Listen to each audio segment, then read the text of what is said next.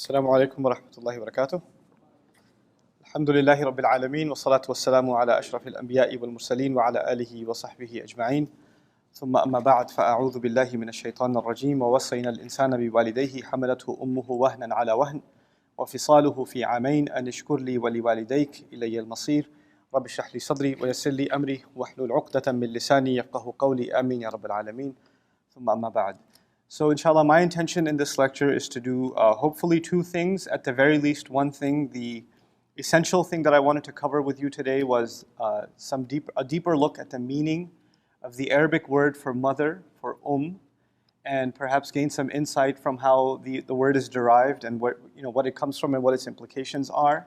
I want to give you a little bit of background about that so that everybody's on the same page, inshallah. I have a particular approach to Quranic studies that is inspired by a number of scholars of the past, and that is that the words of the Quran, obviously they are sacred, and Allah chose this language to clarify or to deliver His most clear message. But this language was chosen for a reason, because this language is very rich. Among many reasons, one of them is that the language is very rich, and so the words that we are used to and we hear all the time, even they have a story behind them, and they have a lot of connotations to them. And when you understand all of those connotations, it gives you a deeper perspective on the way that word in particular is being used in Islam. Now those meanings themselves, they're not Islamic meanings. It doesn't mean that those are the meanings intended by Allah subhanahu wa ta'ala, because that's Allah's word itself. But what it does do, Allah did choose these words for a reason. And it's interesting that the Arabs, even before Islam, had certain wisdom and insight that Allah Azza wa Jal acknowledges in a sense in the Quran by choosing their language. Because you can never separate a language entirely from its culture. That's impossible. Languages and cultures go hand in hand. They're embedded with each other.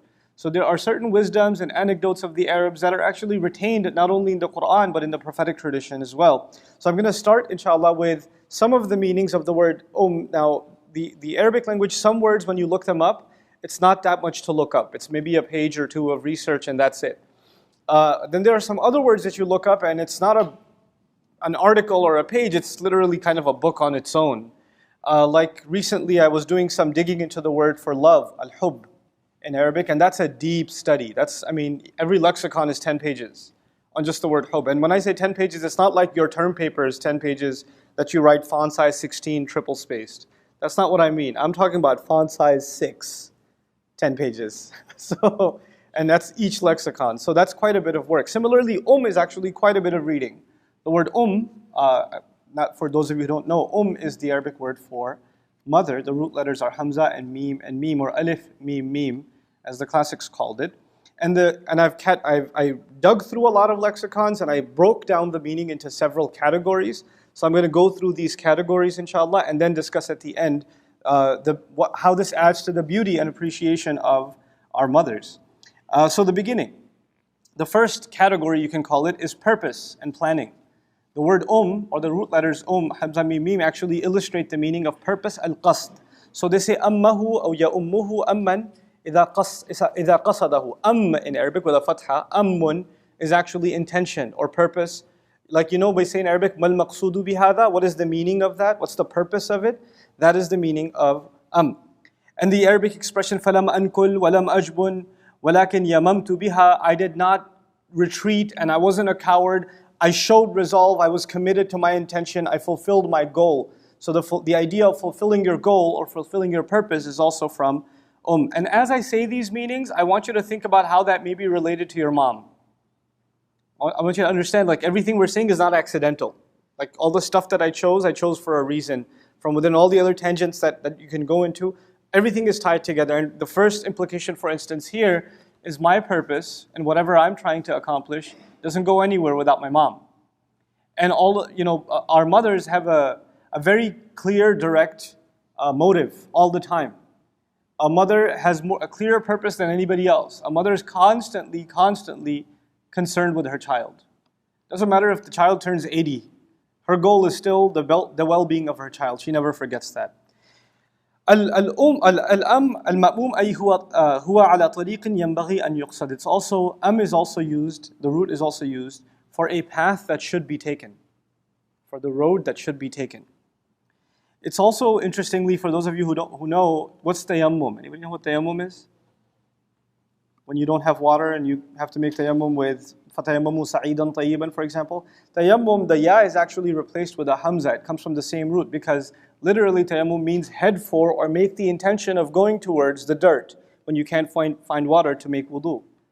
So to make intention for something and go towards something. So that was the first meaning. Then, going forward from purpose, now when you have a purpose, you have a goal, you obviously have to plan. And actually, interestingly enough, the root letters also have several expressions of the Arabic language that have to do with planning. And so you have al-imam, not just the imam that leads us in prayer, but also the word imam means al-khaytu alladhi yumaddu ala al-bina fayubna alayhi wa yusawwa alayhi saqu al-bina. Back in the day, they did not have blueprints when they did architecture. They did not have architectural CAD drawings and all this other stuff. So how do they know that they're going to build this wall and it's going to be perfectly straight? They actually used to use strings. Like they take the string to the top and pull it to the bottom. Okay, that's a straight line. This is how we should make the beam. So they used to use these strings to make sure that the plan for the building is going to work. And they didn't have massive rulers or measuring sticks and all of that. So guess what they used again? They used strings. Okay, this is the width of the wall. This is how long the hall is going to be. This is how long that's going to be. So the means by which the plans are made is also called an imam.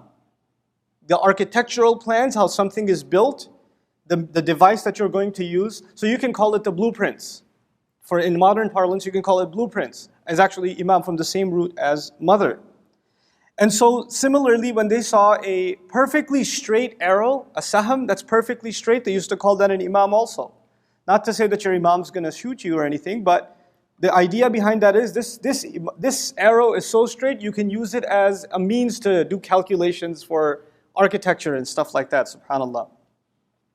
Moving along, as actually the contractor, the builder, the architect, they didn't have rulers like I said, but they did have to have a khashaba, a plank of wood that they use as a standard. Like, they just hold it up and say, okay, this is straight. And then they use it over here, and they use it over there. And this is his tool, he uses it all the time. He can't do any planning without this plank that he has. It's his number one device. Nowadays, these guys have measuring tape all the time with them, contractors, right? That itself is also called an imam. Then, I found a really interesting meaning, last part of this first section, which is purpose and planning. Amr al-Shaybani says, إن العرب تقول للشيخ إذا كان باقي القوة فلان بأمه أو بأمة. Or they also say بإمة. معناه راجع إلى الخير والنعمة لأن بقاء قوته من أعظم النعمة. They say for an old man who's still doing work like he's a young man. Or you have an older gentleman who still comes to the masjid and he's in the first row every time. This man is on an imma, meaning this man's got a purpose. He didn't forget what his purpose is. And he's on a mission. Nowadays we say the phrase, he's on a mission. So when someone's on a mission and they never lose sight of, they don't hide behind excuses and do what they're supposed to do, then that person is on an imma. So that was the first set of meanings from where we get the word mother. The second set of meanings have to do with leadership. It's going to be brief, inshallah. كل من ائتم به قوم كانوا على الصراط المستقيم أو كانوا ضالين. This is actually, an imam can be used for anyone who others follow, whether they are right or wrong. So imams on the Day of Judgment, يوم يدعو كل أناس بإمامهم. Every human being, all people are going to be called by their imams, because some imams led them to the right path and some imams led them to the wrong path. So in a sense, imam is also a leader, and that's the sense in which we use him for our masjid or our community. We have a'imma in our community. Similarly, the leaders of Quraysh were called a'immat al-kufr, the leaders of kufr, because they led other people. وَإِمَامُ كُلُّ شَيْءٍ قَيِّمُهُ وَالْمُصْلِحُ لَهُ. This is very important. An imam of anything, so interestingly, imam and come from the same origin. You must have picked that up. The imam of anything is someone who maintains something, keeps it going. Like if you take care of your car, in a sense, you're the imam of your car. Now I know in our language, we use the word imam in a very particular sense. So if you tell someone, I'm the imam of my car, they're not going to talk to you again and possibly refer you to a psychiatrist. But the original meaning, when someone takes care of something, someone takes care of a garden, someone takes care of a house, someone takes care of their belongings and things like that, or takes care of their animals, they were the imam of them. وَالْمُصْلِحْ لَهُ أَيْضًا, which means that they fix it when it goes bad. Someone who's always there to fix something when it goes bad is the imam of something. And again, that's the derivative. The original is still This is why we say the Quran is the imam of the Muslims. Or the Rasul ﷺ is the imam of the ummah. Or is the imamul a'imma actually. The Quran is our imam because it is holding us up, it is keeping the guidance going, and it's also correcting us whenever we make a mistake, and that's the role that the Rasul of Allah plays also, sallallahu alaihi wasallam. Very interesting, I found. Imamul Ghulam, the imam of a boy, imam of the boy. They use it for when he is studying in school, and all of the curriculum and the books that he has to finish, those books are called his imam, which actually ties the meanings of leadership, because this is what he has to follow. He has to follow the books are leading him. That's also his purpose. His purpose is to read these books. Remember, previous thing was purpose and planning, and the next one is leadership. And all of those are captured in just casual speech of the Arabs. They'll say, oh, this boy, he's got a lot of, this is his imam. Meaning this is his plan for the next year. And this is the stuff he's got to study for the next year. Okay, now we get to the fun parts. The Arabs use the same root letters for for lots of things that have to do with life. Not just one aspect of life, a number of aspects of life. So I'll preface this by saying how life is lived, how well it is lived. If life is going well, it has to do with how life is shaped, meaning did you get good opportunity, did you not get good opportunity, were you short, were you tall, all of these things, how your life took shape, and the path you will take in life. The path that you will take in life. So all of these number of themes that have to do with life are part of the word Like wal immatu al hala. The word imma actually means the state of something. Like kayfa haluk? How are you? In Old Arabic you could actually say kayfa immatuk. How you doing? How's your situation? Al hay'a, the shape of something. Like if a building is beautiful in its shape, they'll say al binayatu husnul imma. This building has beautiful imma, it's beautiful shape. Because it's constructed beautifully, it's got nice architecture, nice facade, etc.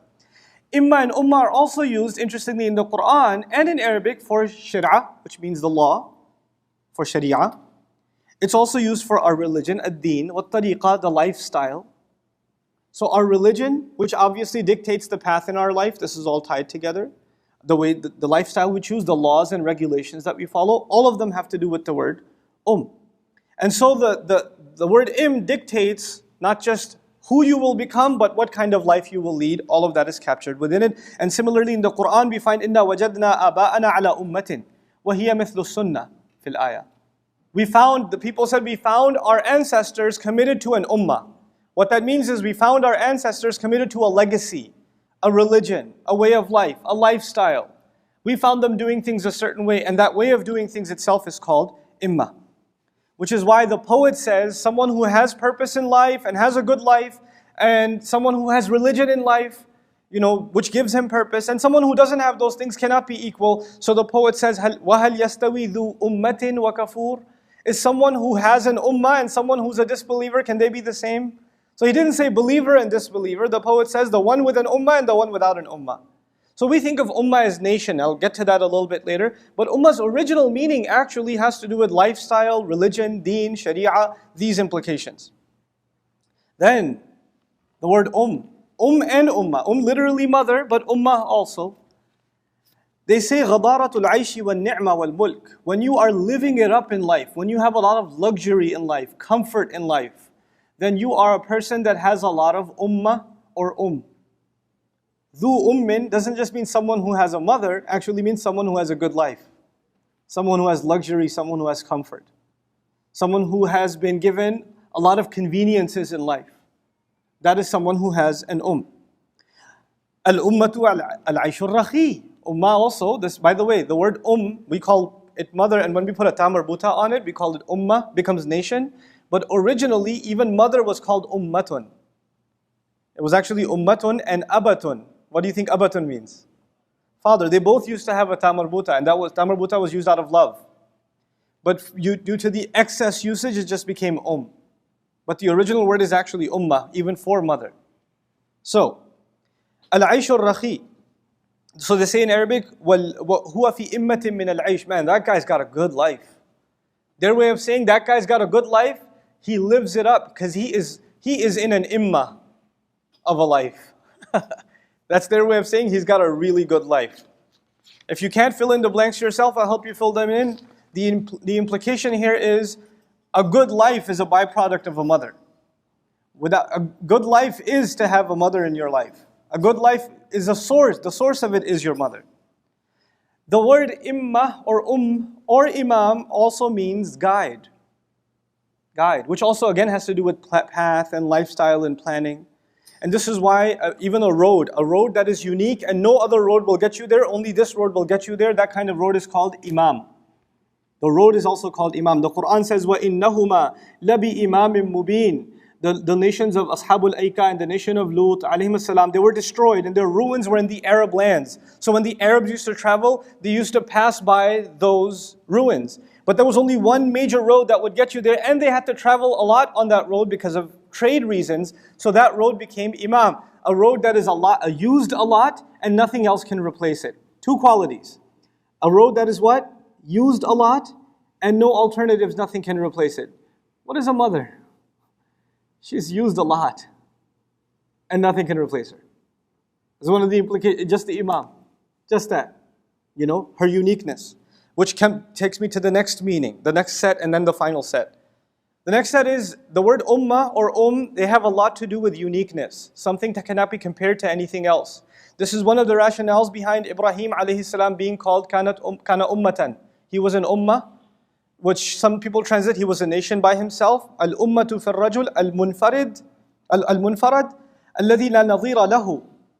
Anna qasdahu munfarid min qasdi ummatin. A person who stands by himself, unique from all other individuals. Ibrahim alayhi salam is unique for many, many, many reasons. Starting with not just his character and his faith, but also the kinds of trials that he went through. There are a number of things that make Ibrahim alayhi salam very unique. Also in the things that Allah asked of him that He does not ask of us, like jumping into a fire, He does not ask of us, or attempting to slaughter your own child, He does not ask of us. He doesn't ask us these things, but He asked those things of Ibrahim alayhi salam. He didn't ask typical prophets to go and break idols. He didn't tell Rasul sallallahu alaihi wasallam to go into Makkah and destroy idols. He told that to who? To Ibrahim alayhi salam. So there are a number of things that are unique about Ibrahim alayhi salam, which also qualify for the word ummah for him. So someone who's incomparable, there's no other like it. And that again goes back to our mothers. Ummah is also a unique period of time. An unusual period of time. So بَعْدَ أُمَّةٍ in the Quran, وَلَئِنْ أَخَّرْنَا عَنْهُمُ الْعَذَابَ إِلَىٰ أُمَّةٍ مَعْدُودَةٍ. If we were to delay their punishment until an ummah. Ummah ma'duda is translated until a limited time. But why ummah for time? Because ummah is a unique, unusual, unexpected kind of time. The idea is these people deserve punishment right now. Even a second more is unusual for them. So Allah is delaying punishment for the nation that deserves punishment for a very unusual reason. Like as far as the principles of justice are concerned, this nation should no longer exist. Then al-ummah, an unusual kind of governance or kingship. And they say also, check this out, ummah is also used for unique personality. Unique individual personality. They say ummatul rajul, qamatuhu, shakhsiyatuhu, wajhuhu, the face of a person, their physical makeup, their personality makeup is their ummah. Meaning your everything from your face to your build, your stature, to the way you carry yourself and the way you speak, all of it is actually from your Your entire being is actually from your It's source there, subhanallah. So our entire personality is attributed to them. And al-ummah, interestingly, I can't believe I found this, but al-ummah at-ta'a. Ummah also, or also means obedience. You figure out why that's important. Then or amam, actually, amam. أَخَذْتُ ذَلِكَ مِنْ أَمَمٍ. Interestingly, something that is unusually easy to access. Something that is so close, you're surprised it's so close. Why is this so close to me? My house is really easy to get to. فَبَيْتِي بِأَمَمٍ, they say. My house is very easy to get to. It's really accessible. A person you can talk to anytime is a man dhu amam. I can talk to him anytime, he's accessible anytime. Now you figure out, subhanallah, our mothers, no one easier to talk to than your mother. No one easier to access than your mother. Someone who's always available to you, even though you and I are not always available to them. Then the last part. So, by the way, just as a quick review, what was the first thing? It was purpose. It was purpose. The second thing was lifestyle and how one lives their life. Then we talked a little bit about what? You remind me. Huh? Speak out, speak louder. Leadership. Then what? Just now. No aftershave. Uniqueness. Finally, and probably most importantly, وَأُمُّ كُلِّ شَيْءٍ أَصْلُهُ وَعِمَادُهُ. The origin of everything is called its and the thing upon which the rest is built, the foundation of everything, or the upholding columns or beams of a building, are also called You have a massive building. Like recently, we're working on our new campus, and we're trying to renovate this building. We can move around the windows, the walls, we can move around the sheetrock, we can move around, a number of things. What can't we move around? The beams and the foundation. You can't mess with the foundation, you can't mess with the beams. Actually, everything else is only standing in place because of the beams and the foundation. The of something is the foundation of it and the pillar of it. The thing that's holding it up. In other words, if there is no there is no anything else. Without there's nothing. It's the asl of everything. So they say now, look at how the Arabs use the word in their literature. It's really remarkable. They say Nujum, the mother of the stars. They call the galaxy a mother of the stars. So they use mother for, wow, what a beautiful compilation of stars. You would use it for a beautiful gathering of stars is called Nujum. Tariq mu'zamuha. If you're going on a road trip, and this is easy for me to explain now. If you're going on a road trip, when you get out of your home, there are local roads until you get to the highway.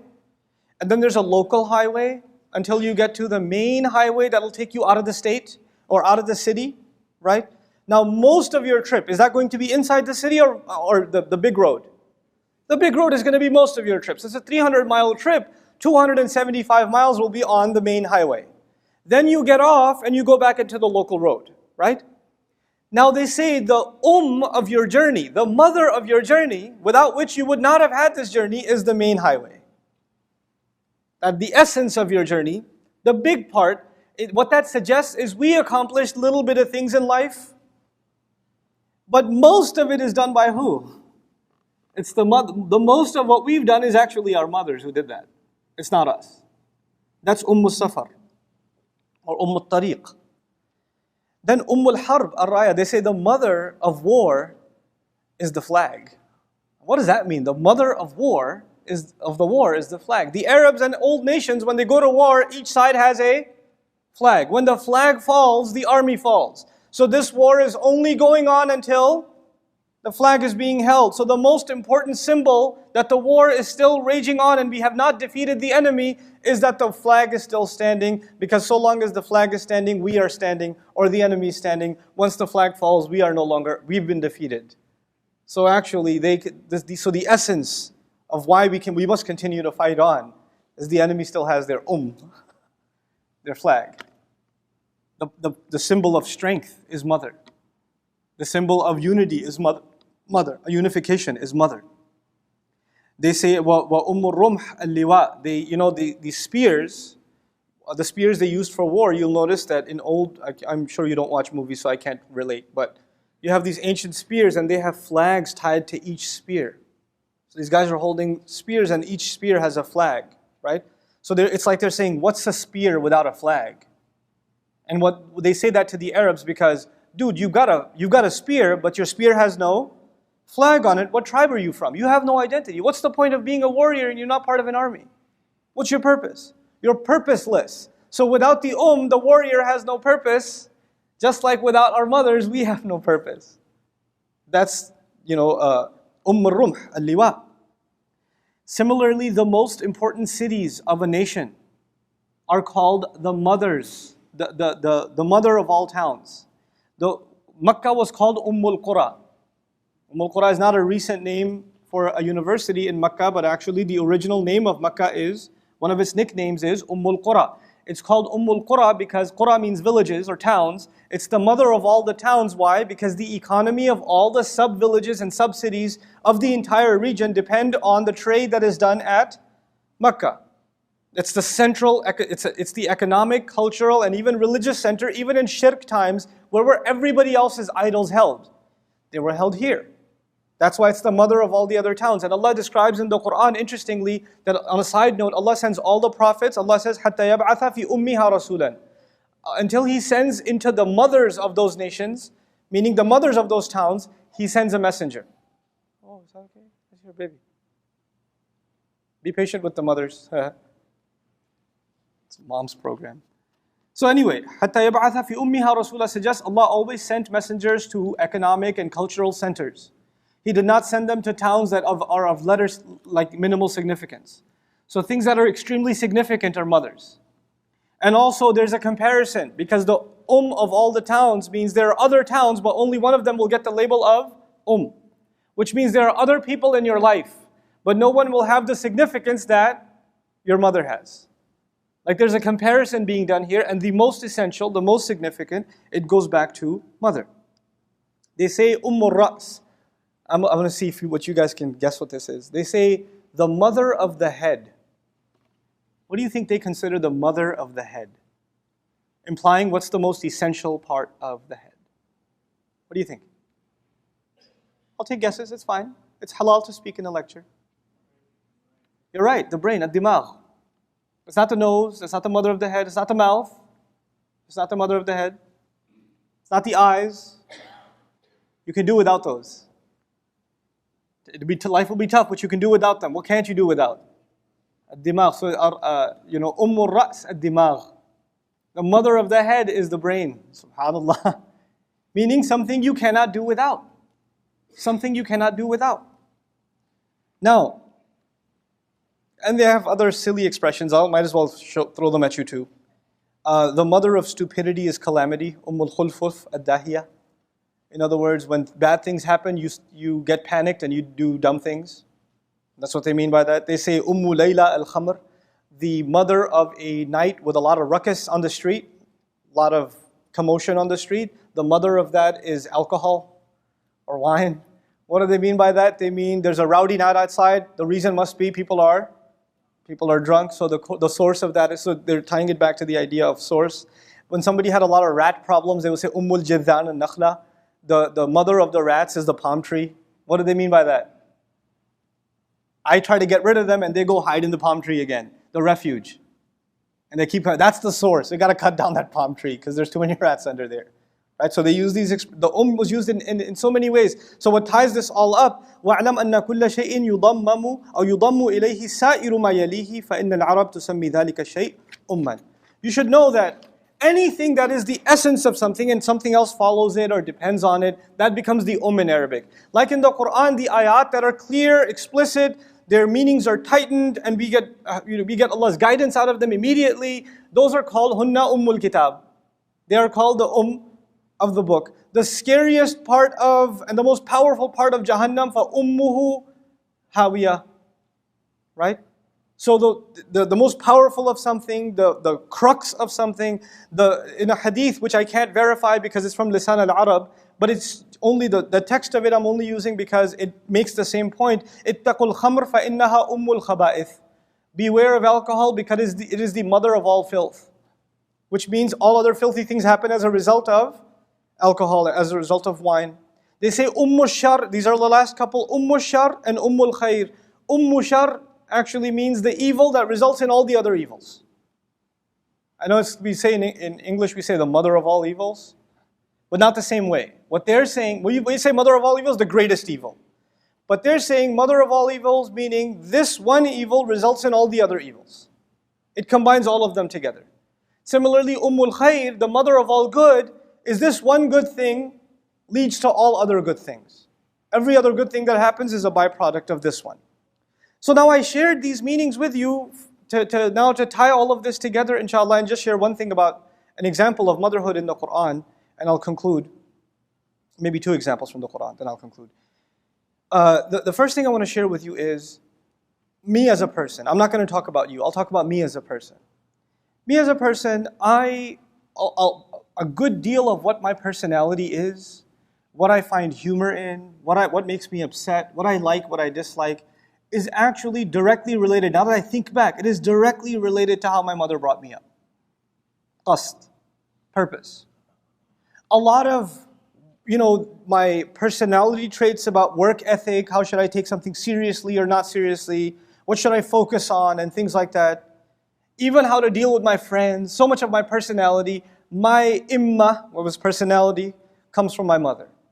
It's directly attributed to my mother. Then on top of that, my refuge, if I have no one else to talk to, I can't figure out who I can talk to, there's some things that only your mother will understand, nobody else will understand. The Arabs have an expression, الرجل عند أمه صبيان. The man, when he's in the company of his mother, he turns into a baby. It could be a grown man. Your beard could be like taller than you. But when you go to your mom, you melt. You can do that with your mother. Because actually you go back to your origin when you are around your origin. She is your origin, Then what other meanings did I share with you? I shared with you the meanings of, the state, how you're shaped, how life takes shape. I could see directly how, not just what she did for me in the past, what she does for me now. What my mom does for me now. The calm that she provides me now. I can tell you personally about myself, there are so many people talking to me about so many things at the same time, all the time, that I should clinically be considered insane. Like when I'm on a typical day on our campus, there are 5 students that are having a conversation with me at the same time, while 3 or 4 employees are talking to me at the same time, while I'm getting 2 or 3 text messages at the same time. And then they blame me for not having attention span. But the only time I can say I've dropped everything and I'm not distracted at all, and not even if I want to, the phone's down, not because my mother told me, because I just don't want to deal with it, and it's just clean slate, is when I'm around my mom. That's it, that's all there is. Nothing else exists, She's a source of recharge for me like nobody else is, I have breakfast with her every morning, alhamdulillah, may Allah protect her and preserve her, and she thinks it's just about breakfast. It's not, it's about surviving. Because those few minutes I get with her every day, oh God, if I didn't have those, people know. People know what happened, Now, having said that, so all of these themes that I'm sharing with you, I can see them how they're directly tied to what I do. Then I wanted to just briefly mention the dua of the mother. The dua of the mother. My mom knows every day I see her, I say, Mom, just kind of make special dua today. Make special. I know every dua she makes is special. But I still ask her every single day because I see directly the impact of the dua of my mom in the stuff that I do. Because there is no way possible. And I'm going to remind you guys of this. There are lots of people, mashallah, and I'm so grateful to them. Lots of people make dua for myself and for Bayyina and for the work that we do and things like that. And I really appreciate it. A lot of us don't realize that our reality, the house you live in, the job you have, the car you drive, the health you have, how your children are doing, and a lot of good you have in your life, we don't realize how much of it is actually a direct result of someone's dua.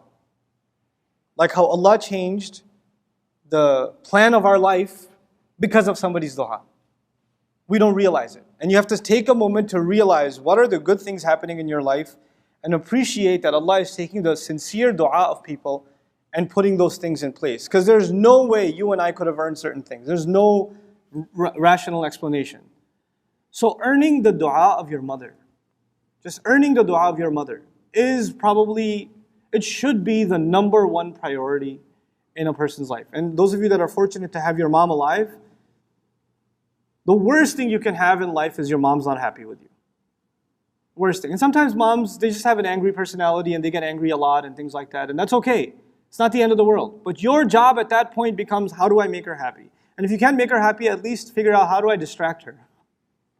How do I change the subject? How do I talk about something else? Because if you could just make her smile, just making a mom, and it's not complicated, guys. It's really not complicated. They're not asking for much. They don't care about money. They don't care about stuff. They just care. They just want to see that you care. That's all. That's all they want to see. So if you could give them that, life will be really, really good. Anyway, so the first thing from Quran and ayah of the Quran, just one, inshallah, and just one observation from the ayah. This happens a number of places in the Quran, but I'm just citing one of them, Surah Luqman. Allah says, وَوَصَّيْنَا الْإِنسَانِ We gave the human being a parting legacy. In other words, human beings, you are now responsible yourselves. Wasiyah is a kind of nasiha. The difference between wasiyah and nasiha is that wasiyah is done where you are now left responsible. Just like a will is left, and who's responsible?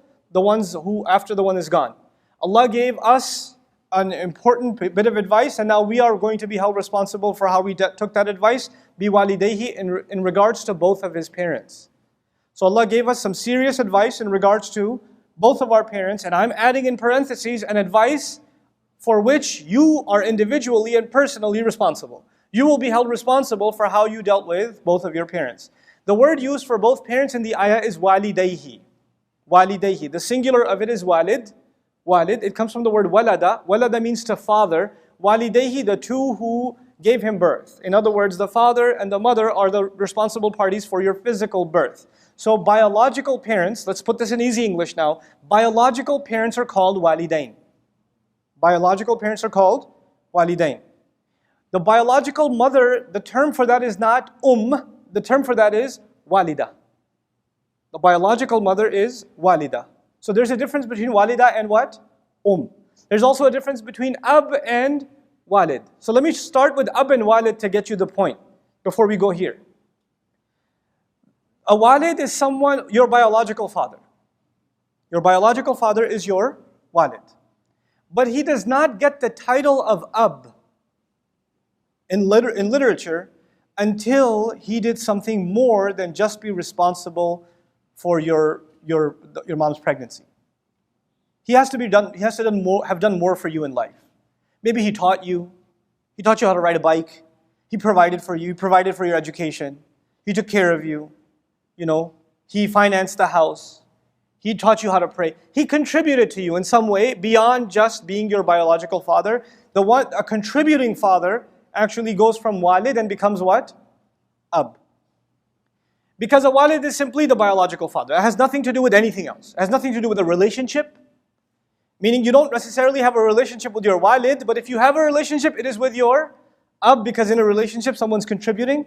Now let's go to the alternative terms. There's walida and Who's a walida? Someone who gave you birth. Your physical birth mother is your walida. Now sometimes it happens that a mother gives birth, I'm not talking in the shari'i sense, I'm talking in the literary sense now, in the literature sense, in the Arabic linguistic sense. A woman gives a child birth, and this child is then left in the care of someone else. So the mother passed away or something, and he's raised by someone else. His walida will always be his walida.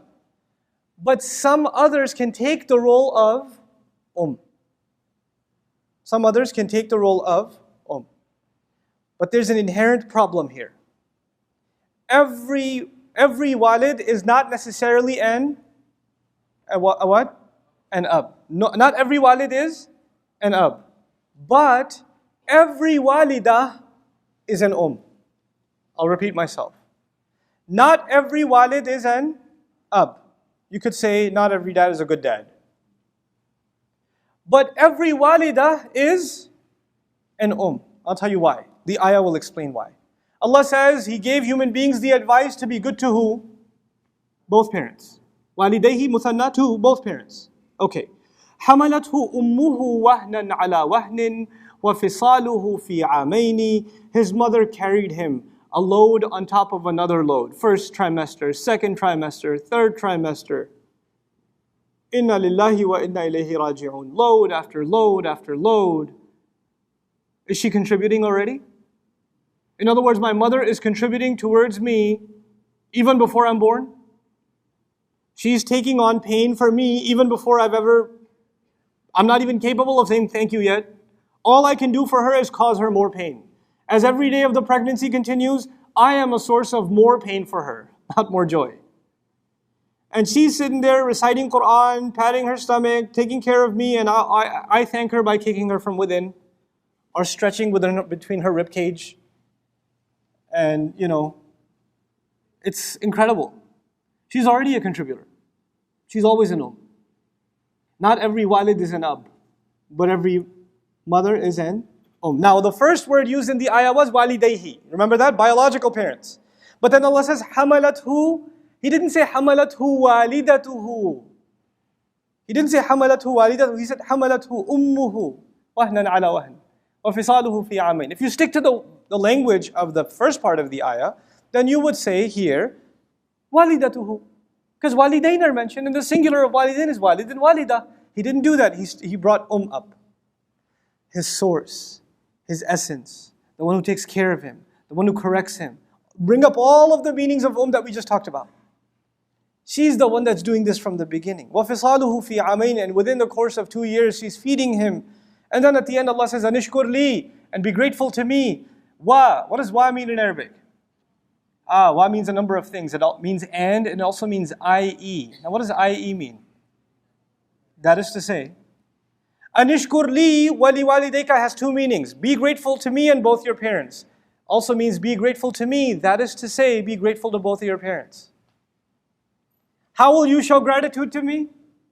By showing gratitude to both of your parents. One of the ways of showing gratitude to Allah is actually showing gratitude to our parents. Being grateful to our parents. Now it's an interesting ayah because Allah Azza wa Jal talked about being good to which parent? One or both of them? Both of them. But when it came to the contributions, whose contributions did Allah mention? He only mentioned the mother's contribution. There is no Rabbahu, Abuhu, Wahnan ala wahn. No. There's nothing about the father. There's only a discussion about the mother. And there's lots of interesting, reflection by our scholars and our mufassirun. Why is that? Why did Allah only talk about the contribution of the mother and no mention of the contribution of the father? And I won't share all of them with you, but one of them. What does your dad do for you? Can you tell me? Tell me, just call it out. What does your dad do for you? Really, it's that hard to think of what your dad does for you? What does your dad do for you? Advice? Sure, yeah. That goes well. What else? What does he do for you? What has he been doing for you? Has he paid for your education? Has he provided for the household? Got the groceries? Take you on road trips? Food? Sometimes correction? Right? Maybe help with homework once in a while? Check your report card? Oh. So you can remember what your dad did for you. Now think of what your mom does for you. Don't tell me about the ayah. What does your mom do for you? She gives you a hug, everything else. She does a lot for you. But you know what? The real work she did for you, the work she did for you that almost killed her, happened before you were even out of her womb and happened while you were still a baby suckling, which means it happened when you can't remember. Her real work happened, her most difficult time with you was you can't remember. With your dad's memories, what your dad did for you, most of what he did for you happened when you became at least someone who can remember things. As you reach the age where you can remember things, you can actually tell the contributions of your father. But your dad's contribution, she makes me breakfast, she gives me a hug, she's always there for me, she tells me she loves me, etc., etc. Yes, that's all awesome, but nothing compared to what she did when she was carrying you and giving you birth. And do you and I remember this or no? We don't remember this. So Allah chose in the ayah to remind us what we could not have remembered ourselves. The contribution that was impossible for you and I to recall. Allah put that there for us. Because He wants us to be conscious of the fact that, when you deal with your father, it's easy to remember his favors, but the real favor of your mother is impossible for any of us to remember, to visualize. We can't do it. So Allah made it a point to remind us. Now, having said all of this, I want to leave you with the following, inshallah. By the way, he goes back to both parents at the end. Anishkur li wali walidayka. Be grateful to me and both your biological parents. In other words, your mother, your contribution to your mother is special. He put it in between both times. He mentioned parents both times and mentioned mother in the middle. Now the last thing I want to mention to you is just one thing about Musa alayhi salam. Just one thing. In Surah Taha, Musa alayhi salam got to meet with Allah. He's up on the mountain for the first time. He's being called by name and he's in shock. Where is this voice coming from? Inni ana rabbuk fakhla'na alayk. I'm your master, take your shoes off. And a conversation begins with Musa alayhi salam and Allah subhanahu wa ta'ala. It's a remarkable thing. A human being is talking to Allah. Direct conversation, on top of a cliff. And as the conversation continues, Allah Azza wa Jal reminds him that this is not, you're being introduced to me here, but I've known you all along. Like Allah is telling Musa alayhi salam, He's known him all along. And you don't even remember some things, let me remind you. إِذْ تَمْشِي أُخْتُكَ, when your sister was walking along the river, and she was following you in the basket. Can Musa remember himself in the basket? No. So he's reminding her, or him rather, that this is what I did for you. Your sister walked, and then she said, could I tell you of a family that'll take care of you? I have memories of you that you don't have of yourself, Allah is telling him. But then he says something about how he was returned to his mother. وَرَدَدْنَاكَ إِلَىٰ أُمِّكَ. We returned you to your mom. So the mom came up. But he didn't stop there. Now why did Allah return him to his mother? Because he was supposed to be brought up with deen. It was supposed to prepare his personality a certain way. This was really important for him. And of course he wouldn't have survived without the feeding of his mother. So he had to be reunited with his mother. There are lots of reasons. But what reason does Allah give for reuniting this baby, Musa alayhi salam, with his mom? This is the point I wanted to make. The reason Allah says He reunited him with his mother is كَيْ تَقَرَّ عَيْنُهَا وَلَا تَحْزَنَ, so that her eyes could become cool, which means so she could stop crying. So your mom could stop crying. Also, so your mom could find happiness. So she could keep staring at you, look at you and find peace. So she could keep her eyes on you, fixated on you. And therefore, so she wouldn't be sad. Musa alayhi salam is on top of a mountain being reminded of the favors Allah did to him. What Allah has done for him. And of the favors Allah did to him is that He protected his mother from sadness. His mother from crying. You would think that has to do with my mother, not with me. These are favors done to Musa. And Allah put this together in a way that just like Allah did a favor to Musa alayhi salam by rescuing him from drowning, and rescuing him from dehydration and starvation. Similarly, part of the rescue of Musa alayhi salam was the joy of his mother, the happiness of his mother. In other words, the joy of our mother is not just a gift of Allah to them. The joy of our mothers, the happiness of our mothers, is the gift of Allah to us. When our mothers are happy, you will find a good life. Find a way to make your mom happy. You will have a good life. Things will work out. Money will work out. Family will work out. Other problems will work out if mom is happy. Just figure out a way to make mom happy. I know that's a mission impossible for some of you. Some moms are very difficult. So my advice to moms also is be happy. Because when you're happy, your kids will have a wonderful life. Things will, at the end of the day, they'll work out. كَيْ تَقَرَّ عَيْنُهَا وَلَا تَحْزَنَ. It's incredible that Allah Azza wa Jal made part of the plan. And by the way, so many things Musa alayhi salam went through. He, as a baby, is about to be killed. He's thrown in a basket. He ends up in the Fir'aun's castle. He still survives somehow because of his foster mother. His sister miraculously sponsors and recommends his own mother. They move in. He's raised. He accidentally kills someone. He's kicked out of the house. Or he flees the country. He's in refuge. All these insane numbers of things happen to him. And at the end of all of it, at the end of all of that adventure, what do we find Allah Azza wa Jalla saying? وَجِئْتَ عَلَىٰ قَدَرٍ. And you came exactly according to plan. All of this was part of Allah's plan. وَاصْطَنَعْتُكَ لِنَفْسِي. I manufactured you, I crafted you for my own self. Part of the craft of Musa alayhi salam is all of his experiences, and Musa alayhi salam could not have been crafted the way he was, according to these ayat, had it not been for the joyful experience with his mother.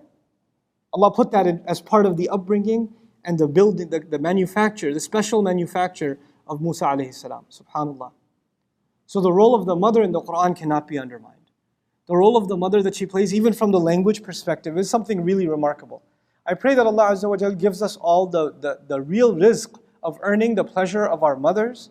May Allah Azza wa Jal make us the source of the peace and calm for our mothers, and may Allah make us earn their du'as and make us a source of their happiness and not a source of their sadness. Barakallahu li wa lakum. I hope inshallah ta'ala you guys sit through the entire program, and if you have friends and family who aren't here, text them, you guys let them know on Facebook or whatever to jump in and join in. Because, hopefully by the end of this day, our intention is not just to teach you something academic about Arabic or some ayat or some stories of scholars and things like that so you take tons of notes. I mean, our intention is hopefully we walk out of here better to our moms. That's our intention. So let's, for the sake of our moms, spread the word. بإذن الله تعالى. بارك الله لي ولكم والسلام عليكم ورحمة الله وبركاته.